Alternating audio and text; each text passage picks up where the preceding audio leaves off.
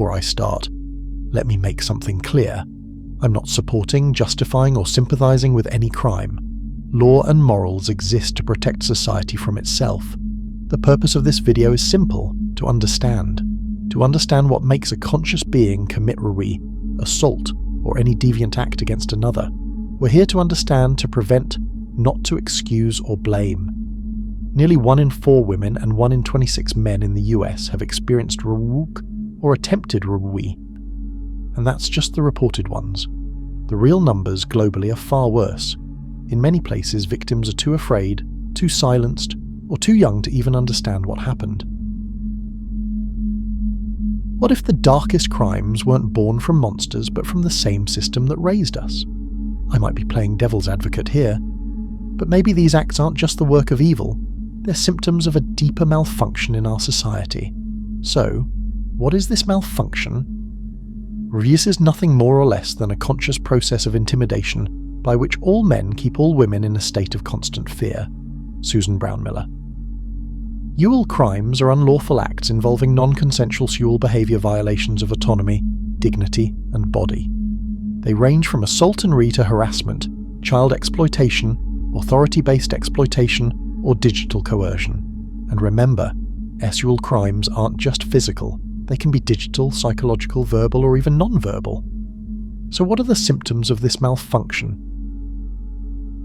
Is it an evil soul, born bad, God's will?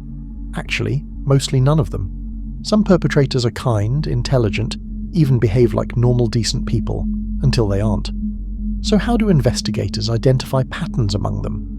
They've found that offenders often share traits: a hunger for control and power, misogyny, fantasy-driven manipulation, lack of empathy, narcissism, desensitization, rationalization or justification, antisocial tendencies, and often a history of being abused themselves. Most are repeat offenders. They show patterns in weapon choice, victim type, or behaviour. And disturbingly, many revisit the site of the crime to relive their fantasy. So what causes this malfunction? We're all born as blank hard drives. So what changes a person? In many cases, early trauma, child exploitation, neglect, emotional distance, authoritarian or absent fathers, toxic masculinity, conservative or absent sex education, early exposure to adult content, loneliness, social rejection, and yes, the algorithmic flood of content that normalizes objectification and violence. We put screen guards and antivirus on our phones, but not moral frameworks or emotional literacy in our children. Governments resort to executions thinking they've fixed something, but capital punishment isn't a cure, it's crowd control. Until we fix the system, we'll keep manufacturing the same malfunction. So, what's the prevention? Reject toxic masculinity and misogyny. Stop blaming or shaming the victims. Create safe environments in schools, workplaces, homes, and online. Deliver swift, fair, and survivor-centered justice.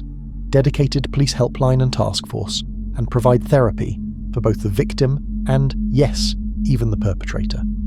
Because when we study the malfunction, we might find the cure. Is there really a cure? Not yet. But there are just treatments. Remove shame and taboo.